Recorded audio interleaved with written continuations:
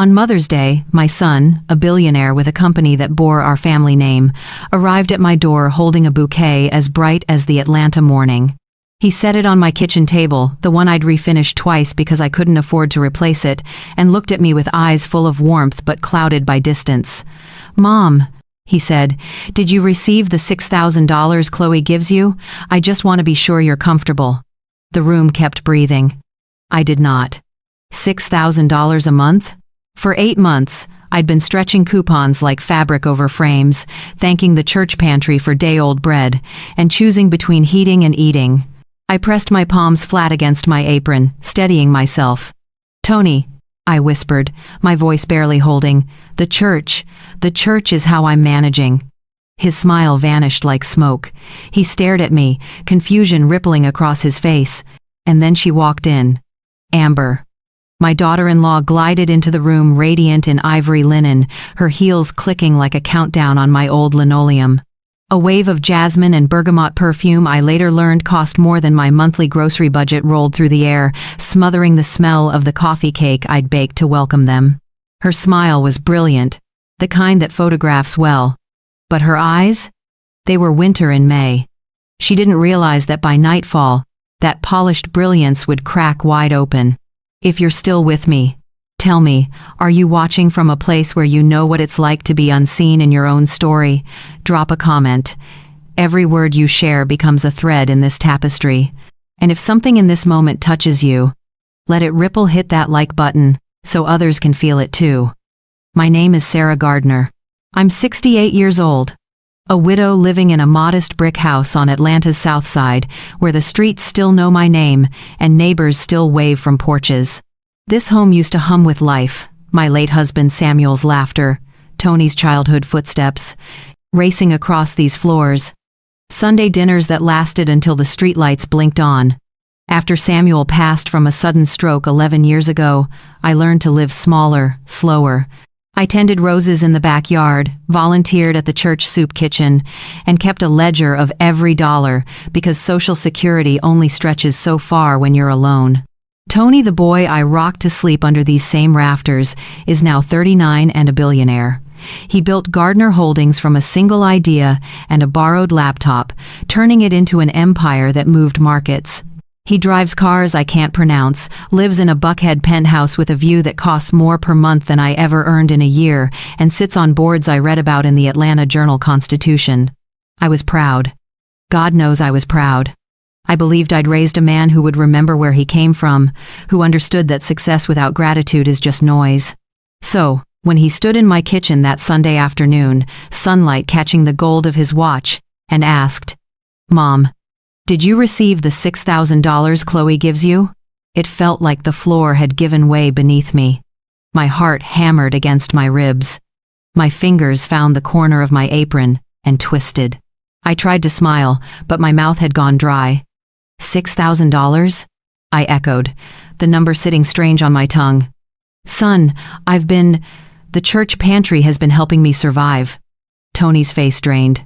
His eyes darted to the woman beside him. Amber, his wife of 3 years, standing there in her designer armor, and a smile that could sell ice in December.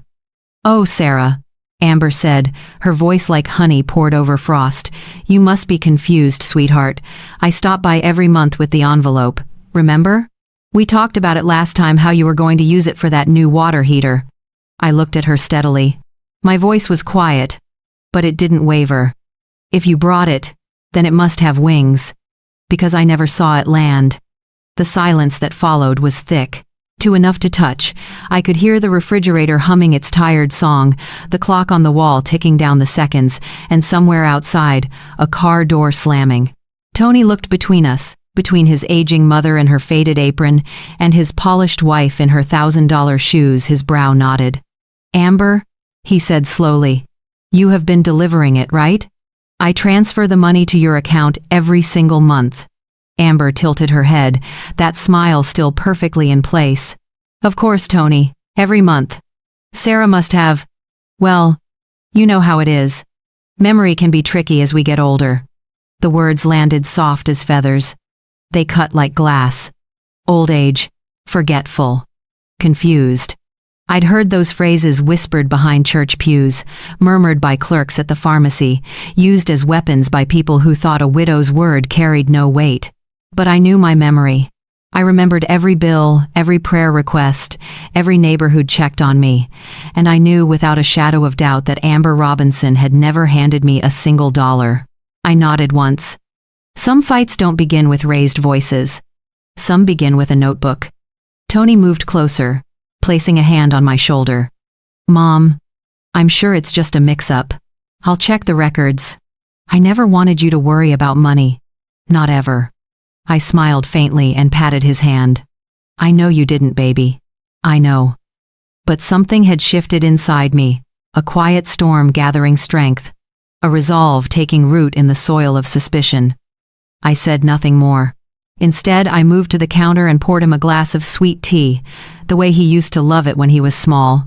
As Tony sat down at the table, Amber swept to his side, resting one manicured hand on his shoulder, possessive, deliberate. Her gaze swept over me, cool and dismissive, the look of someone who believes money can erase memory. The air in my kitchen turned cold, even though the Georgia sun blazed outside. Amber's eyes drifted to the wall of photographs: Tony as a gap-toothed boy holding a baseball glove, Samuel in his Sunday best, me in my nursing scrubs from decades ago. She exhaled softly. You really do keep this place spotless, Sarah. It's impressive. Especially at your age. I set the picture down gently. Old maybe, I said, my voice calm as still water. But not so old I forget who walks through my door. Tony shifted uncomfortably. Mom, come on. It's Mother's Day. Let's not. I want you to be happy, son, I said, my eyes still on Amber. Truly happy. And happiness doesn't come from what people say they've done for you. It comes from what they've actually done. Tony froze. Amber's smile tightened, then flickered. For just a heartbeat, the mask slipped. After they left, I sat alone at that old kitchen table. Sunlight streamed through the lace curtains Samuel's mother had sewn, pooling on the worn wood. I let the numbers settle in my mind. $6,000 a month, 8 months, $48,000. That money could have fixed the roof that leaked every time it stormed.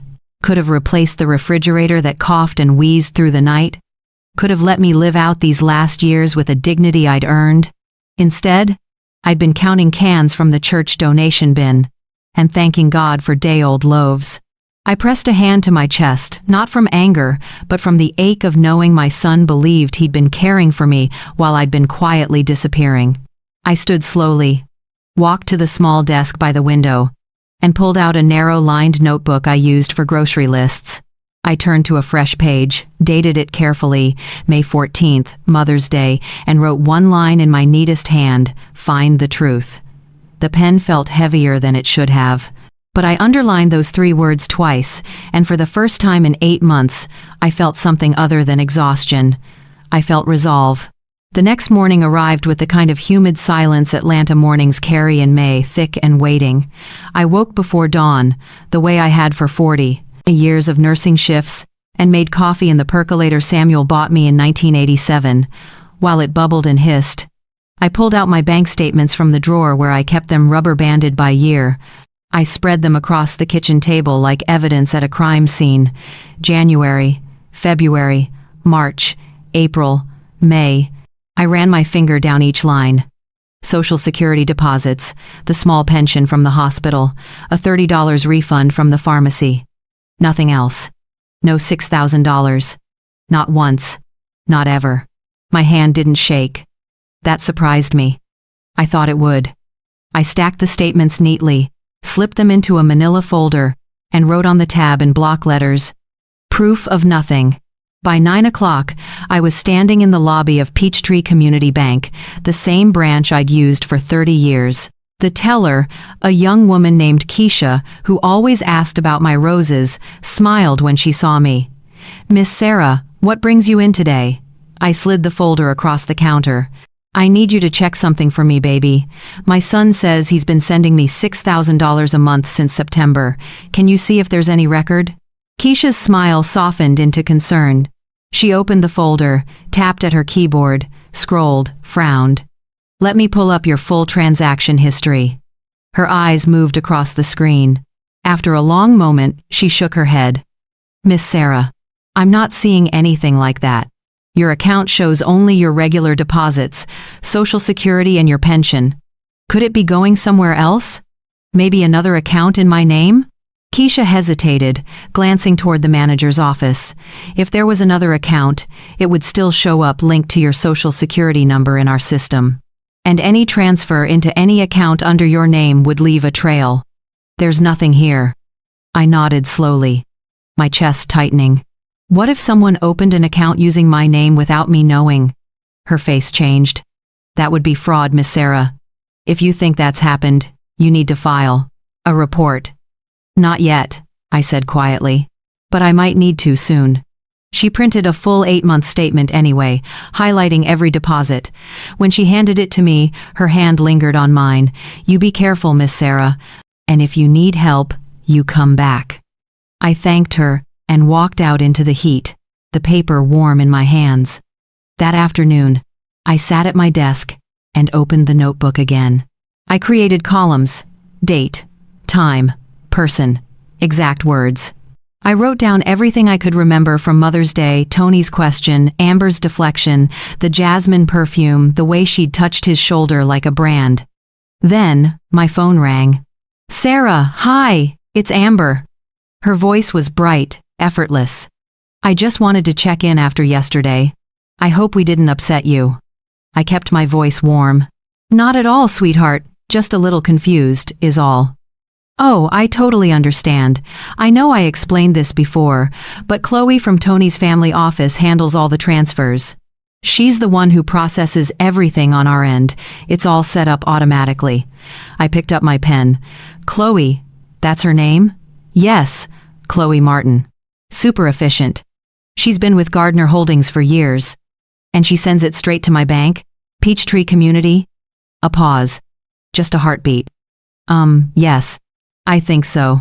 Or maybe it goes through a different system first. Tony handles all the technical stuff. But it definitely goes out on let me think, the 7th of every month. I wrote. Amber says 7th. Stumbled on bank name. Well, I'll keep an eye out for it, I said sweetly. Thank you for checking on me, baby. Of course.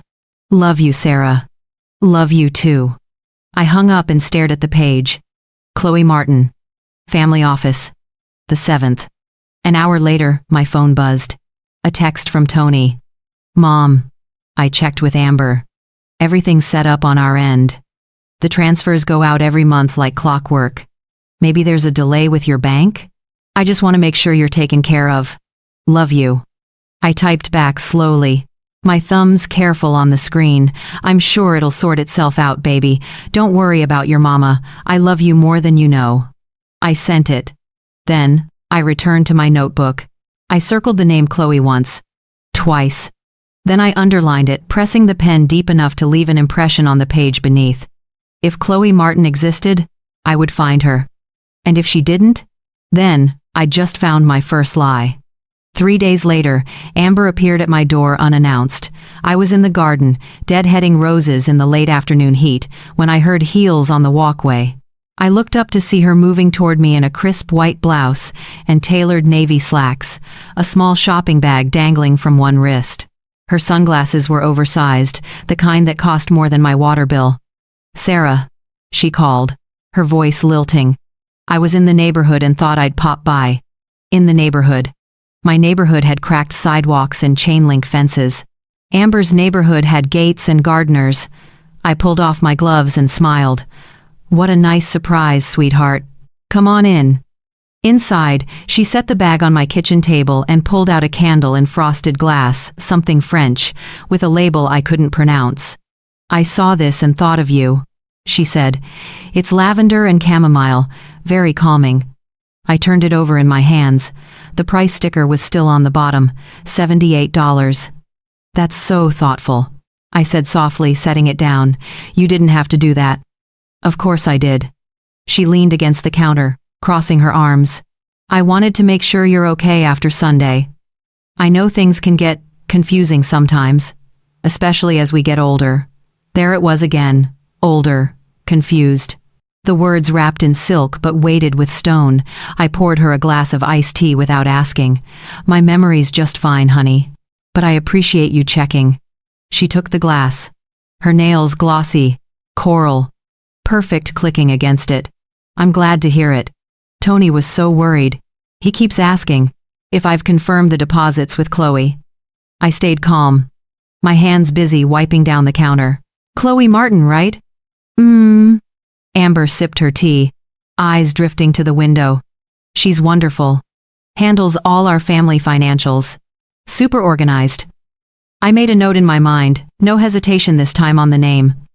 What perfume are you wearing? I asked, changing lanes smoothly. It's lovely. She brightened. Oh, this? Tom Ford. Bitter peach. Tony surprised me with it last month. I smiled. You always look so put together. That handbag, is that one of those French ones? With the interlocking letters? Chanel, she said, almost reflexively. Then she caught herself, laughed lightly. Tony spoils me. I keep telling him it's too much. He loves you, I said simply. That's what matters. She stayed another 10 minutes, talking about a charity gala she was planning, a spa weekend in Savannah, a new interior designer for their penthouse. I listened, nodded, asked small questions. I noted everything, the time she arrived, 4:47 p.m., the way she touched her necklace when she talked about money, the casual mention of our accountant, and the estate planner. When she finally left, I watched her climb into a black Mercedes SUV with temporary tags. I waited until she turned the corner, then I went straight to my notebook. May 17, 4:47 p.m. Amber unannounced visit. Gift. $78, candle, lavender, chamomile. Comment, confusing sometimes as we get older. Confirmed Chloe Martin again, no hesitation. Perfume, Tom Ford bitter peach. Handbag, Chanel. Car, black Mercedes SUV. Temp tags. Mentions, charity gala, spa weekend, interior designer, estate planner. I sat back and stared at the page. Amber was building a wall of normalcy, brick by polished brick, but walls only work if no one looks for the cracks. The next morning, I returned to the bank. Keisha wasn't there.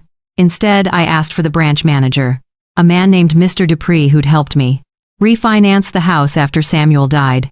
He welcomed me into his office, concern already creasing his brow. Miss Sarah, Keisha mentioned you had some questions about your account. I handed him the folder. I need to know if it's possible for someone to open a sub-account or any kind of linked account using my name without my signature. His expression darkened. Technically, no. But if someone had access to your social security number, a copy of your ID, and enough confidence, they could try. It would still leave a trail, though. Even a fraudulent account would show up somewhere in the system, tied to your identity. And if it's not at this bank, then it would be at another one. But any legitimate transfer into an account under your name, even a sub-account, would eventually connect back to you. He leaned forward. Miss Sarah, if you suspect someone has opened an account in your name, I can file a fraud alert and request a full credit and banking history search. I shook my head. Not yet. I need to be sure first. But I'll come back if I need to. He handed me his card. Don't wait too long. I walked out into the sunshine, the weight of it pressing on my shoulders, not from fear, but from the mathematics of survival. My medication costs had gone up again. The electric bill was climbing with the heat. I'd been stretching a pound of ground beef across 4 meals and calling it budgeting. Meanwhile, Amber wore $78 candles like gestures. That afternoon, I looked up the main number for Gardner Holdings. A receptionist answered, bright and professional. Good afternoon, Gardner Holdings. How may I direct your call? I steadied my voice. Hello, dear. I'm trying to reach someone in the family office. A woman named Chloe Martin? A pause. I'm sorry, ma'am. Could you repeat that name? Chloe Martin. She handles family financial transfers. Typing sounds. Another pause, longer this time. I'm not showing anyone by that name in our directory. Can I connect you with our CFO's office? They might be able to help. My heart kicked. Yes, please. The line clicked, rang twice, and went to voicemail. A man's voice, steady and measured. You've reached Edward Wallace, Chief Financial Officer of Gardner Holdings. Please leave a message, and I'll return your call as soon as possible. I spoke slowly, clearly. Mr. Wallace, my name is Sarah Gardner. I'm Tony Gardner's mother. I have a question about a financial matter involving the family office, and I'd appreciate a brief callback when you have a moment. Thank you. I left my number and hung up. Then I sat at my desk and opened the notebook one more time. I wrote, Receptionist. No Chloe Martin in Gardner Holdings directory. I underlined it twice. 2 hours later, my phone rang. The caller ID read, Unknown number. I let it go to voicemail. When I played it back, a woman's voice filled my kitchen. Mrs. Gardner, this is calling on behalf of Edward Wallace. He received your message and would like to speak with you.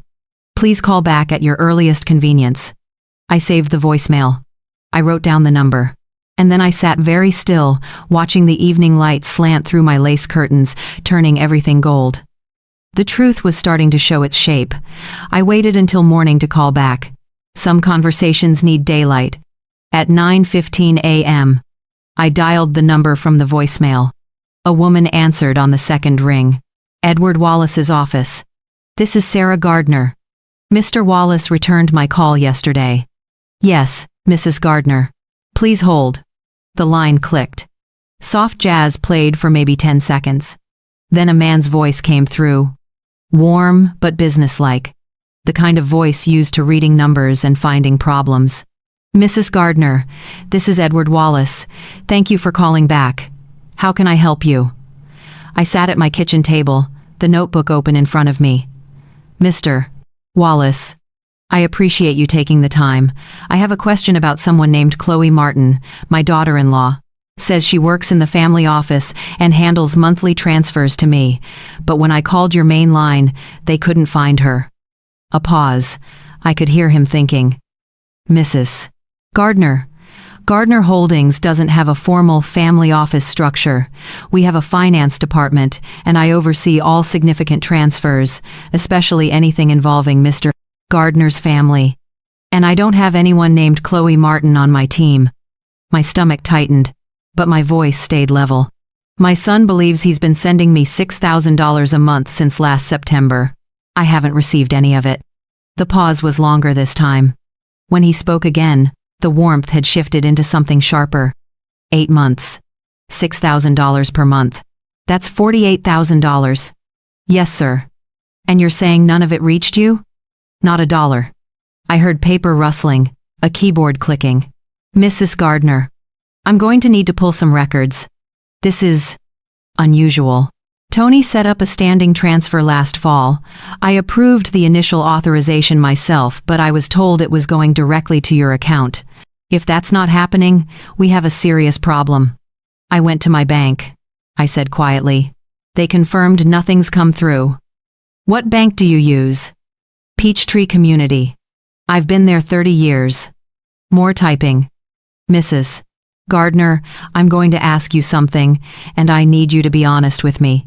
Has anyone asked you to sign paperwork related to bank accounts, transfers, or estate planning in the last year? No, sir. Not once. His exhale was long. All right. Give me 24 hours. I'm going to verify our internal workflows, check the transfer logs, and review our corporate card controls. If there's been any diversion or misuse, I'll find it. Mr. Wallace, I said carefully, I don't want to cause trouble for my son. Mrs. Gardner, he said, and his voice softened just slightly. If someone has been diverting funds meant for you, that's not trouble you're causing. That's theft. And it's my job to protect this company's integrity and Tony's. After I hung up, I sat very still, my hands folded on the table. Then I opened my address book, an actual book, the kind with alphabetical tabs and ink, and found the number for Jeremy Haynes. I'd met him years ago at church. He was a lawyer who'd helped Miss Ida down the street when her nephew tried to forge her will. He specialized in cases like that, elder exploitation, he called it. He answered on the third ring. Jeremy Haynes. Jeremy, it's Sarah Gardner. From Street Mary's? Miss Sarah, how are you? I need some advice. Off the record if that's all right. His tone shifted immediately. Of course. What's going on? I told him everything: the Mother's Day question, the missing deposits, Amber's explanations, the phantom Chloe, the bank's findings, Edward's concern. He listened without interrupting. When I finished, he was quiet for a moment. Then, Miss Sarah, what you're describing could be elder financial exploitation. If someone opened an account in your name or diverted funds intended for you, that's fraud. And if they used corporate resources to do it, that's embezzlement. What should I do? Exactly what you're doing. Keep a journal: dates, times, exact words. Save every document. Don't confront anyone directly until we have records secured. If Edward finds what I think he's going to find, we'll have a case. A case, I repeated. A strong one. He paused. Miss Sarah, I know this is your family, but sometimes the people closest to us do the most damage because they believe they can get away with it. After we hung up, I made myself a cup of tea and stood at the kitchen window, looking out at my roses. They were blooming despite the heat, despite my neglect, despite everything. My phone buzzed. A text from Tony. Mom, are you free for Sunday dinner? Amber wants to cook for you. Maybe at our place this time? I stared at the screen. Then I typed back.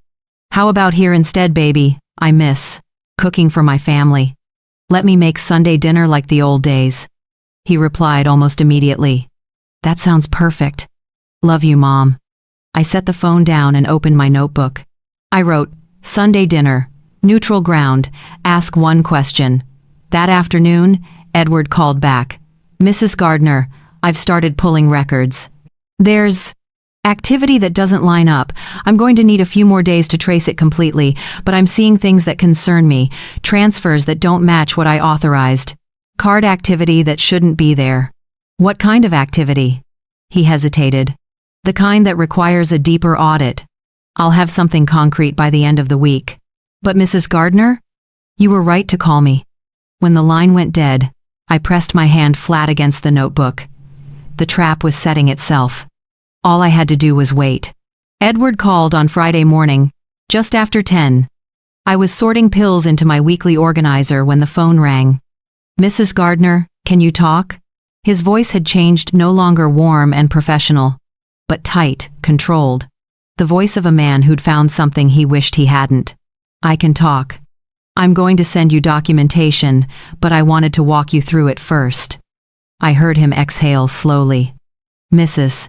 Gardner, there is a sub-account labeled under your name, Sarah E. Gardner Trust Operations, opened last September through Pinnacle Private Banking.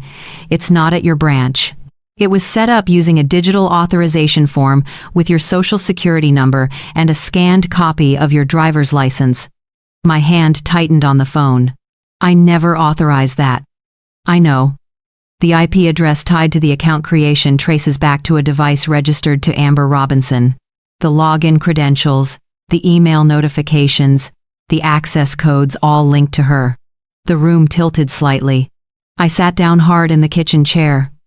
Every month, Edward continued, his voice steady and grim, Tony's $6,000 transfer goes out exactly as authorized. It hits that sub-account on the 12th. It sits there. And then, within 48 hours, it's transferred out to another account we're still tracing. 8 months. $48,000. I closed my eyes. So he was sending it. He never stopped. He just didn't know where it was going. I pressed my knuckles against my lips, breathing through my nose. What else did you find? Another pause. This one hurt worse. Gardner Holdings has a secondary corporate card, 1, Tony authorized for family and household expenses. It's supposed to be used for things like staff salaries, property management, that kind of thing. It's in Amber's name. And it's been used for personal purchases. Extensively. I heard papers shuffling. Designer shopping, Gucci, Prada, Louis Vuitton, luxury spa packages at the Street Regis, the Ritz, private club dues at Piedmont Driving Club, a $20,000 retainer to something called Elite Concierge Services, high-end personal shopping and event planning. I thought of the $78 candle, the Chanel bag. The Tom Ford perfume. How much? I asked quietly. In the last 8 months? Just over $90,000. The number hung in the air like smoke. Mrs. Gardner. Tony authorized that card for legitimate family expenses. This? He stopped, choosing his words carefully. This is misappropriation of corporate assets. And combined with the fraudulent subaccount, we're looking at elder financial exploitation and potential embezzlement. I sat very still, the phone pressed to my ear, staring at the jar of coins I kept on the counter, quarters and dimes I saved for the laundromat.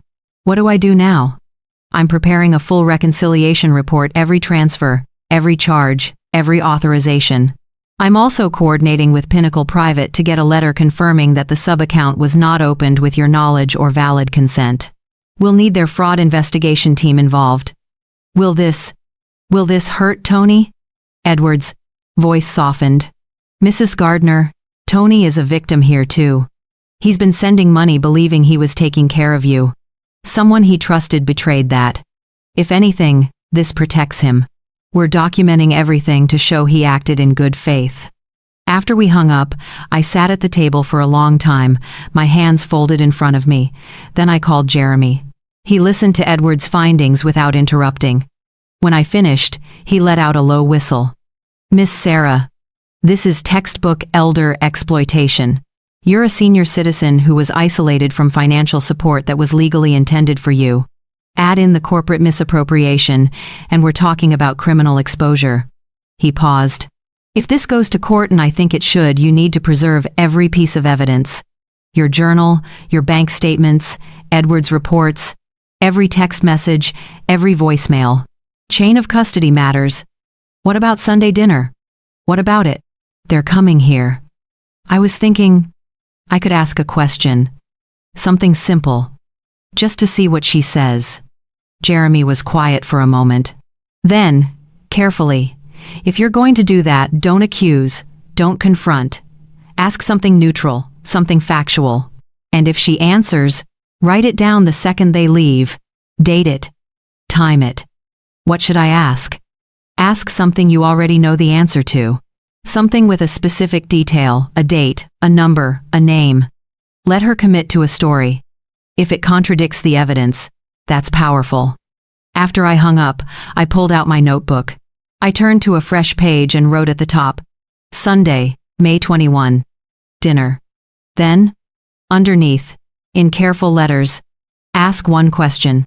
Let the truth do the talking. I looked at the words for a long time. Then I stood, walked to my small desk, and pulled out the old recipe box Samuel had made for me in woodshop 30 years ago. I flipped through the cards: pot roast, green beans, cornbread, peach cobbler, Sunday dinner, the kind I used to make when Tony was small and the world was simpler. I set the cards on the counter. Some traps, I realized, are built with love. And the deadliest ones are the ones that feel like home. Sunday arrived with clear skies and the kind of heat that made the air shimmer.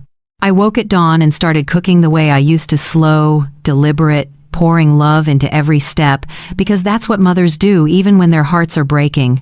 By noon, the pot roast was tender, the green beans simmering with bacon, the cornbread golden in the cast iron skillet. I set the table with the plates Samuel and I got as wedding gifts, cream-colored, chipped along the edges, still good. I put fresh roses in a mason jar, the kind I grew myself.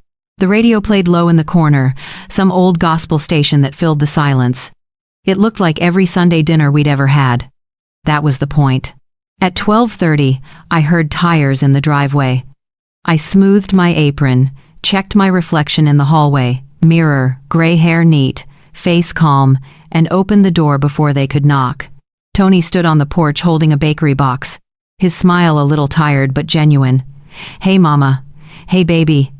I kissed his cheek and let him in. Amber followed, elegant in a pale yellow sundress and pearls, her hair swept up in a way that probably took an hour but looked effortless. "Sarah, it smells amazing in here." "Just the old recipes," I said warmly. "Come sit. Everything's ready." We settled around the table, Tony at the head where his father used to sit. Amber to his left, me across from her. I poured sweet tea, passed the cornbread, watched them fill their plates. For a few minutes it was just forks on china and small talk about the weather, Tony's upcoming trip to New York, a charity event Amber was planning. Normal, easy. I waited until the pot roast was half gone, and Tony was reaching for seconds. Then, I set down my fork, dabbed my mouth with a napkin, and asked in the lightest, most casual tone I could manage. Amber, honey, what day of the month does the $6,000 usually come through? I just want to make sure I'm watching for it on the right date. She didn't hesitate, didn't even blink. The 7th, she said, smiling. First week of every month, like clockwork. I nodded slowly, as if that made perfect sense. Then I turned to Tony. Baby, is that the date you set it up for?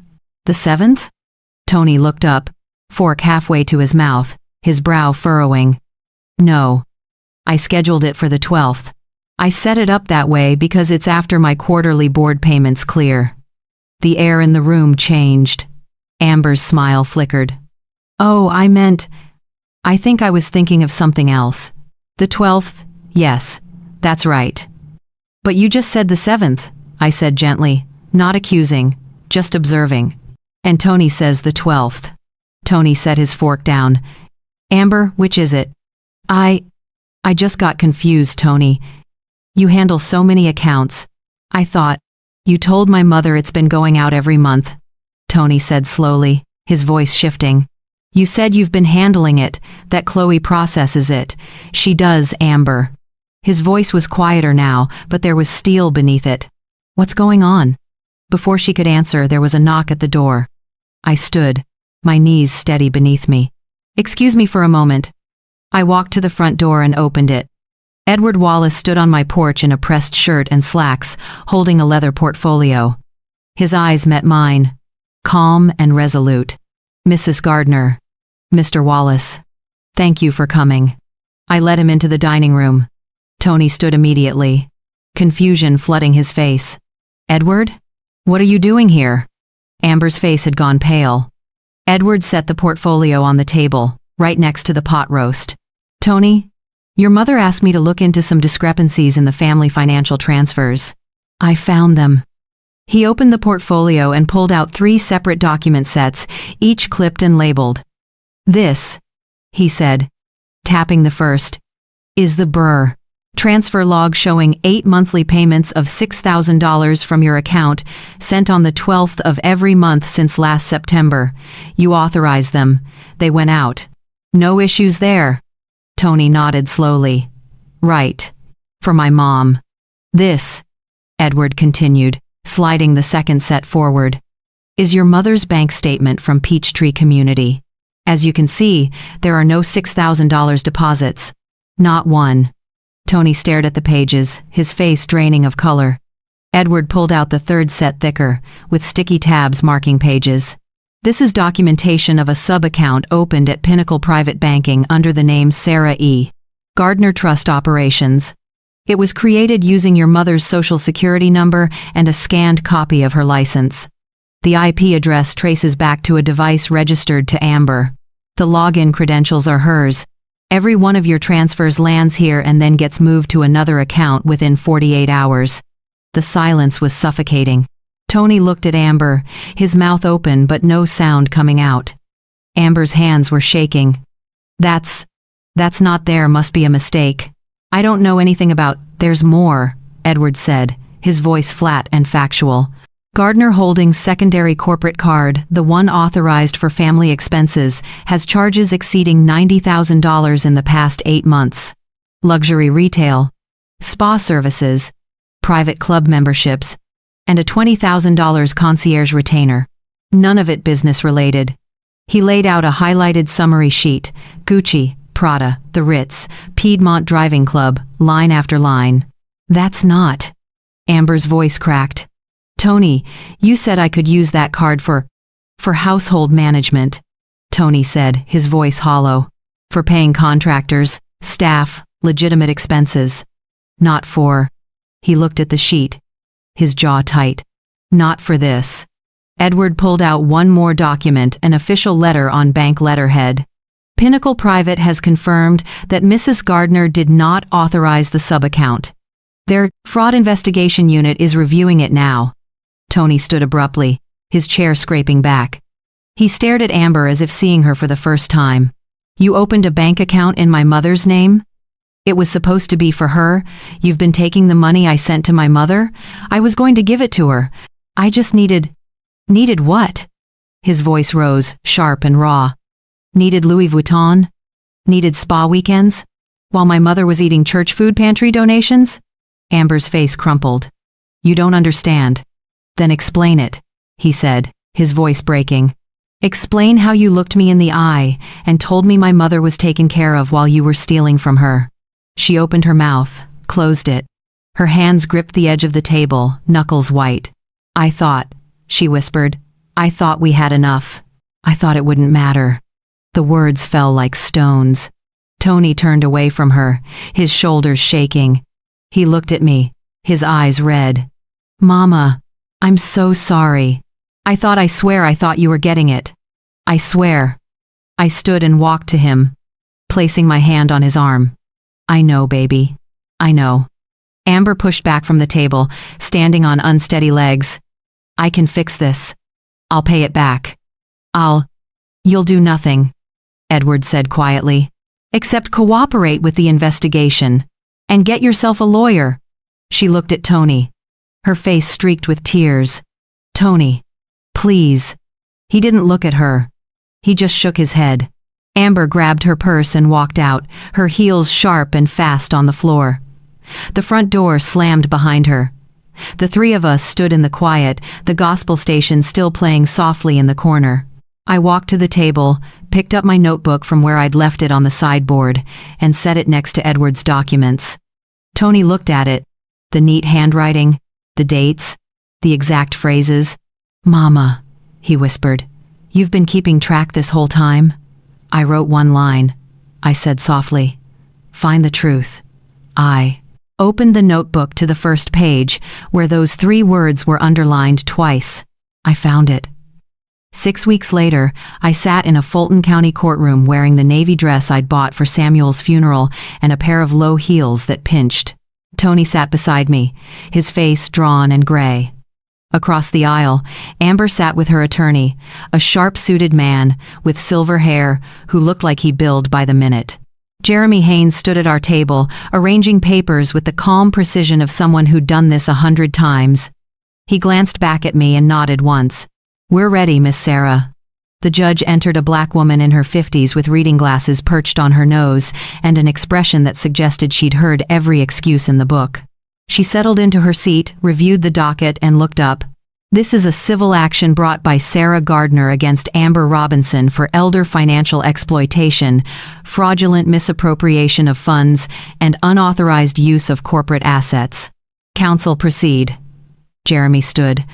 Your Honor, this case is straightforward. Mrs. Gardner's son, Tony Gardner, established a monthly transfer of $6,000 to support his elderly mother. For 8 months, Mrs. Gardner received nothing.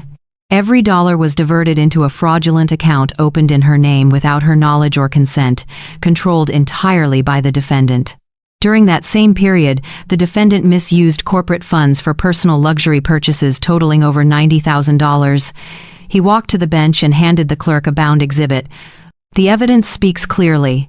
Meticulous documentation, bank records, corporate ledgers, and testimony from both the company's CFO and a banking institution. This is not a misunderstanding. This is exploitation. The judge accepted the exhibit and gestured. Call your first witness. The plaintiff, Sarah Gardner. I stood, my legs steadier than I expected, and walked to the witness stand. The bailiff swore me in. I placed my hand on the Bible and promised to tell the truth, the same truth I'd been writing down for weeks. Jeremy approached, his voice gentle. Mrs. Gardner, please tell the court about Mother's Day of this year. I took a breath and began. I told them about the bouquet, about Tony's question, about the 8 months I'd been stretching every dollar while believing my son had moved on and forgotten. I described Amber's visits, her reassurances, the name Chloe Martin that turned out to be smoke. I explained the bank's confirmation that nothing had ever arrived, and my decision to document everything. Mrs. Gardner, Jeremy said, holding up my notebook. Is this the journal you kept? Yes. Can you describe what's in it? Dates. Times. Exact words people said to me. Phone calls. Visits.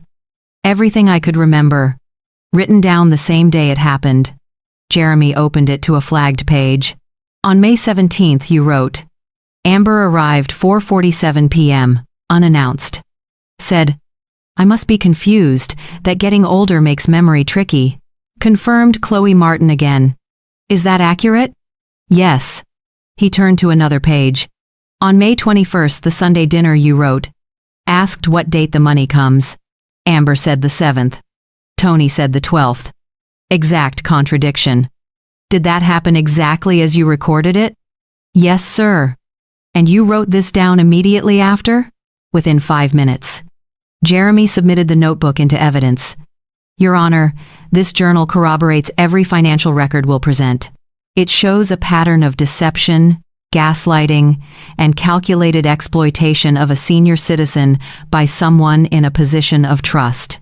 Amber's attorney stood. Objection. Counsel is testifying. Sustained, the judge said. Stick to questions, Mr. Haynes. Jeremy nodded. Mrs. Gardner, did you ever authorize anyone to open a bank account in your name? No. Did you ever give Amber Robinson access to your social security number or identification? Not willingly. She may have seen my license at some point, but I never gave permission to use it. Thank you. No further questions. Amber's attorney approached, his smile polished and thin. Mrs. Gardner, isn't it possible you simply forgot some of these interactions? Memory can be unreliable, especially for old people? I said quietly. He paused. I didn't say that. You were about to. I looked at him steadily. My memory is fine, sir. That's why I wrote everything down. He shifted tactics. Isn't it true that your daughter-in-law brought you gifts? A candle, for instance? A $78 candle, I said. Paid for with my son's corporate card, while I was buying marked-down chicken at the grocery. He frowned. Mrs. Gardner, did you ever ask Amber directly about the money? I asked her who handled it. She said Chloe Martin. I checked with Gardner Holdings. There is no Chloe Martin.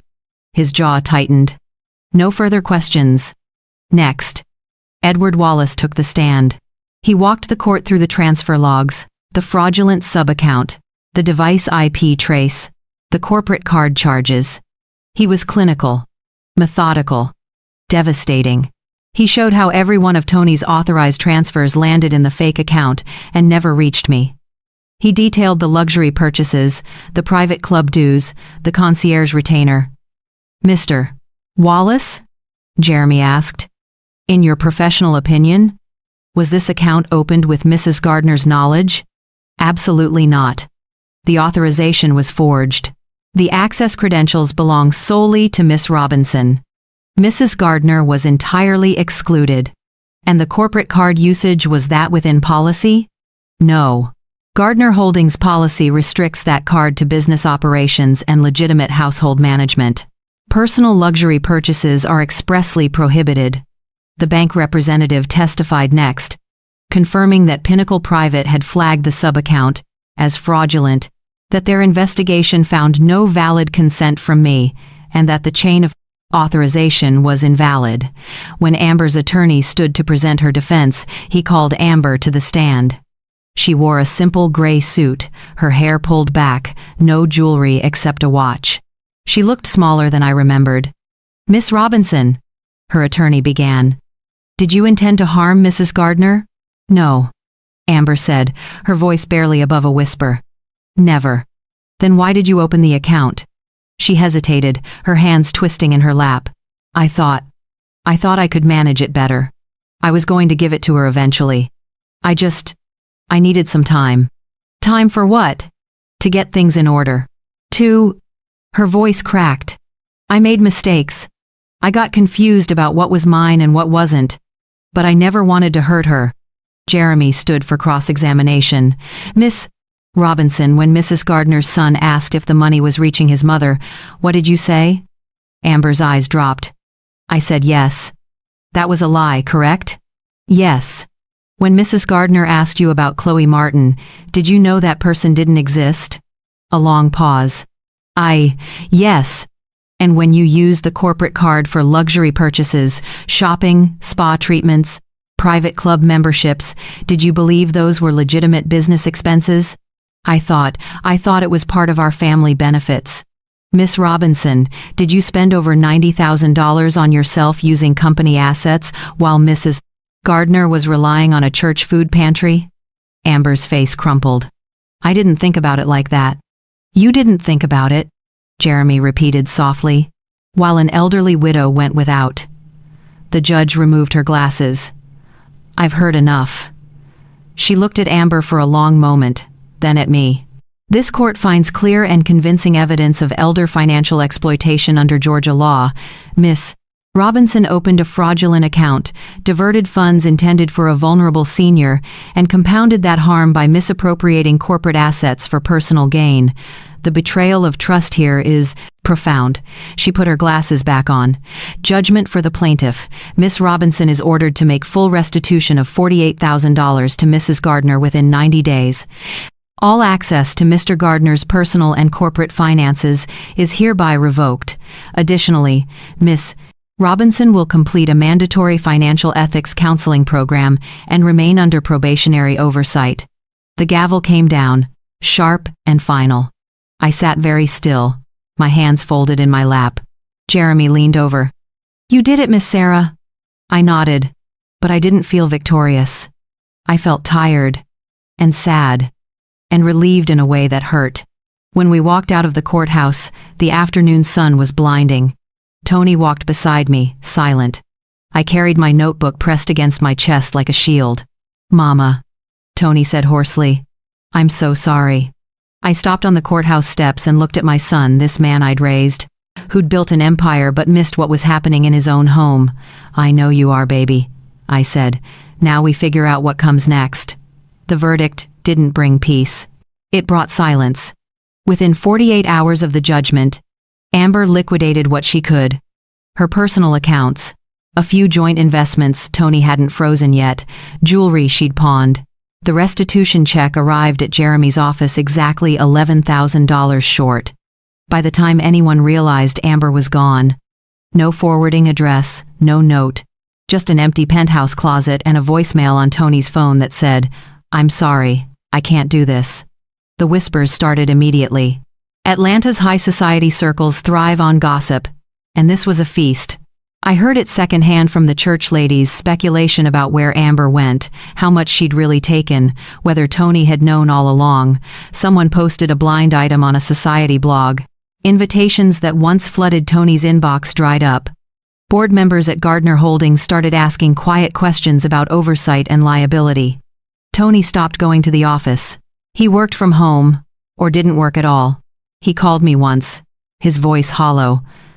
Mama, I don't know how I missed it. I don't know how I didn't see. You loved her, I said simply. That's not a failure, baby. That's just what love does sometimes. It trusts. She stole from you. While I thought I was taking care of you, she made her choice. You made yours. They're not the same. But I knew he was carrying it, the weight of misplaced trust, the embarrassment, the grief of a marriage that had been a performance. As for me, I returned to my small house and my quiet routine. I planted new roses to replace the ones the summer heat had scorched. I cooked simple meals.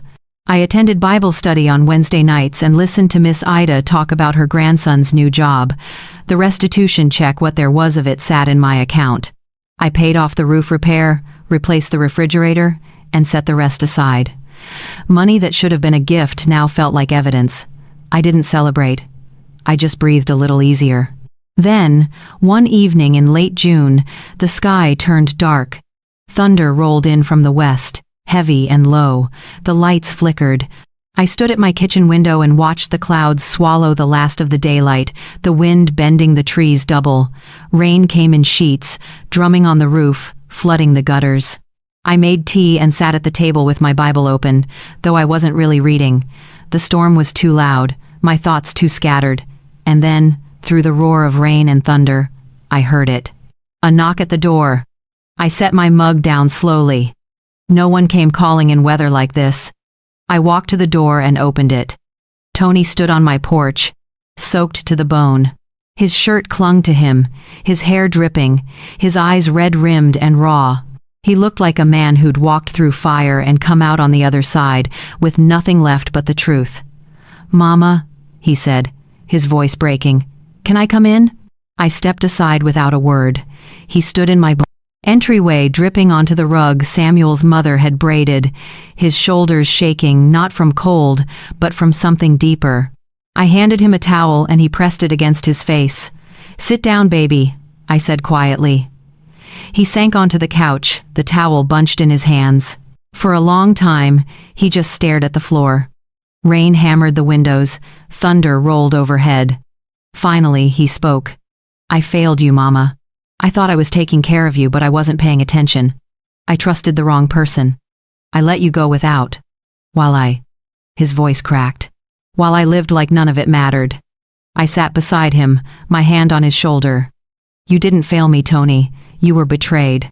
There's a difference. I should have known. I should have checked. I should have come by more, called more, seen more." "Yes," I said simply. "You should have." He looked at me, startled. "But you're here now," I continued. "And that matters. Forgiveness doesn't mean pretending it didn't hurt. It means choosing to move forward anyway." "How do I do that?" he whispered. "How do I fix this?" I thought for a moment, listening to the rain. Then I said, "You don't fix the past, baby. You build something better with what's left." Over the next 3 months, we did exactly that. Tony and I, along with Jeremy and Edward, founded the Second Bloom Foundation.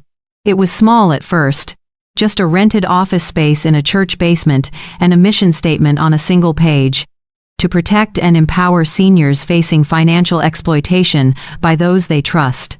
We created journaling kits, simple notebooks with prompts and guidance on documenting suspicious activity. We partnered with local banks to offer free verification days where seniors could review their accounts with trained advocates. Jeremy organized pro bono legal clinics. Edward taught workshops on recognizing financial red flags. Tony showed up every week. He listened to stories that mirrored mine: children who'd stolen, caregivers who'd forged signatures, partners who'd drained accounts. He sat with people twice his age and learned what I'd known all along. Dignity doesn't come from wealth. It comes from showing up. 6 months after the verdict, St. Mary's Church held a small ceremony to honor the foundation's work. There were no cameras, no press, just neighbors, church members, and the 15 seniors we'd already helped. Pastor Williams called me to the front and handed me a plaque. "For turning pain into purpose," he said. I looked out at the faces: Miss Ida, who'd helped me through Samuel's death, Keisha from the bank, Edward and Jeremy, and Tony, sitting in the front row with tears on his face. I held the plaque and spoke from the heart. "A mother's greatest victory isn't a verdict," I said. "It's teaching her child to choose honesty, to choose service, to choose what's right even when it costs something." I looked at Tony. "That's the legacy that matters." Afterward, people came up to share their own stories: losses they'd survived, betrayals they'd endured, truths they'd uncovered. Some were still fighting. Some had given up. I listened to everyone. "Write it down," I told them. "Document it, date it, save it, and then find someone who'll believe you. Because your story matters. And someone else needs to hear it to find their way back to the truth." As the evening wound down, and people filed out into the cool autumn air, Tony walked me to my car. "Thank you, Mama," he said, "for not giving up on me." "I never will, baby," I said. "But you have to keep showing up." "I will," he promised. Every day. I drove home under clear skies, the notebook still tucked in my purse. I thought about the woman I'd been on Mother's Day: confused, hurt, uncertain. And the woman I was now: still standing, still serving, still believing that the truth, no matter how painful, was always worth finding. Some battles begin with a bouquet and a lie, but the best ones end with a foundation and a choice: to bloom. Again. If this story touched you, Or if you've walked a similar road, share your voice. Someone out there needs to know they're not alone, and that the truth, when honored, has the power to heal.